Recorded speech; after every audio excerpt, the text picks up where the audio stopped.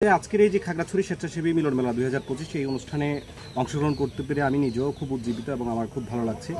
কেননা আমরা দেখেছি যে খাগড়াছড়িতে ধীরে ধীরে অনেকগুলো মানবিক সংগঠন, স্বেচ্ছাসেবী সংগঠন সৃষ্টি হয়েছে এবং এখানকার যে তরুণ প্রজন্ম, তরুণ তরুণীরা স্বেচ্ছাসেবার যে তারা স্বেচ্ছাসেবার জন্য যে তারা নিবেদিত, এই বিষয়টি আসলে খুবই প্রশংসনীয়।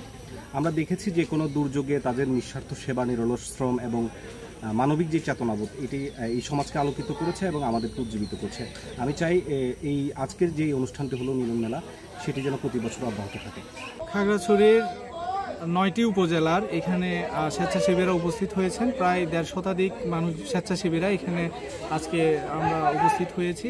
তো এই আয়োজনের পেছনে যে মূল উদ্দেশ্য ছিল সেটা হচ্ছে আমরা যাতে সকল স্বেচ্ছাসেবীরা একত্রিত হয়ে একটা প্ল্যাটফর্মে এসে আমাদের জেলাকে সকলের মাঝে তুলে ধরতে পারি। সমাজে যে সকল কাজ আমরা স্বেচ্ছাসেবীরা করতে পারি, এই কাজগুলো যাতে আরও বৃহৎ পরিসরে করতে পারি, এটাই ছিল আমাদের।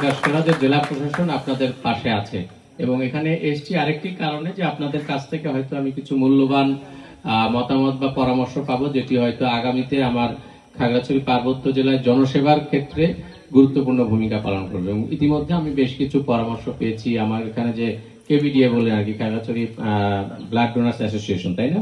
তারপরে এনাদের যে কার্যক্রম, আমি প্রথমে এসে অবহিত হই এবং এটি নিয়ে আমি সিভিল সার্জন মহোদয়ের সাথে কথা বলেছি।